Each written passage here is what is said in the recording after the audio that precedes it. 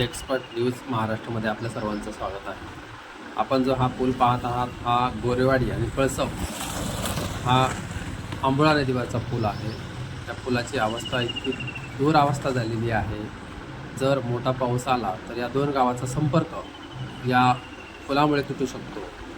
प्रशासन याकडे लक्ष देत नाही आणि गोरेवाडी ग्रामपंचायत देखील याकडे लक्ष देत नसताना दिसून येत आहे. ही परिस्थिती पाहू शकता आपण पुलाची. अगदी यावरचं जे डांबर आहे ते सगळं वाहून गेलेलं आहे.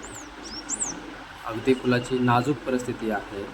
या ठिकाणी जर मोठा पाऊस पडला तर या ठिकाणी अपघात होऊ शकतो, एखाद्याचा जीव जाऊ शकतो. हे आपण पाहू शकता त्या दोन पुलाच्या मध्ये किती मोठा हा खड्डा पडलेला आहे. साईडला कुठलेही बॅरिकेड्स नाही, त्यामुळं एखादं वाहन हे नदीमध्ये पडू शकतं. ही आंबोळा नदी आहे. त्या आंबोळा नदीवर हा पूल आहे. त्या पुलाची ही परिस्थिती आहे. प्रशासनाने याकडे तात्काळ लक्ष द्या. अशाच नवीन अपडेटसाठी आमच्या चॅनलला लाईक करा, सबस्क्राईब करा.